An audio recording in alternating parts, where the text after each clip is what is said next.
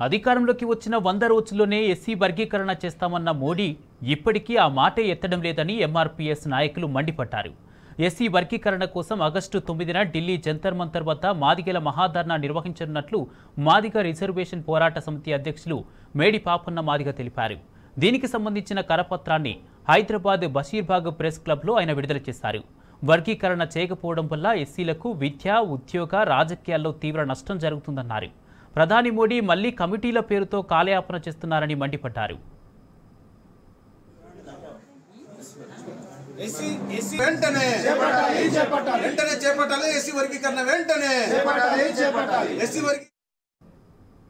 ప్రభుత్వం రాకముందు 100 రోజులలో మా ప్రభుత్వం ఏర్పడితే ఎస్సీ వర్గీకరణ చేస్తానన్నటువంటి మోడీ గారు, కిషన్ రెడ్డి గారు, బంగారు లక్ష్మణ్ గారితో పాటు, దత్తాత్రేయతో పాటు మరి 10 సంవత్సరాలు గడుస్తుంది, ఎస్సీ వర్గీకరణ చేయలేదు. భారతదేశంలో అనేక జటిలమైన సమస్యలన్నింటినీ కూడా మోడీ గారు మరి పరిష్కరించారు. ఈ ఎస్సీ వర్గీకరణ ఎవరికి కూడా రూపాయి కూడా నష్టం లేనటువంటి ఎస్సీ వర్గీకరణ.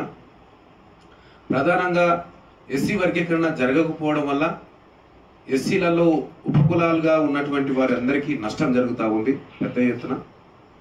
తెలంగాణలో 100కి 80% మాదిగలు ఉపకులాల వాళ్ళు ఉన్నాం. కానీ తీవ్రంగా ఈరోజు ఉద్యోగాల పరంగా, రాజకీయ పరంగా, విద్య పరంగా, సంక్షేమ పరంగా, పథకాల పరంగా నష్టం జరుగుతూ ఉంది.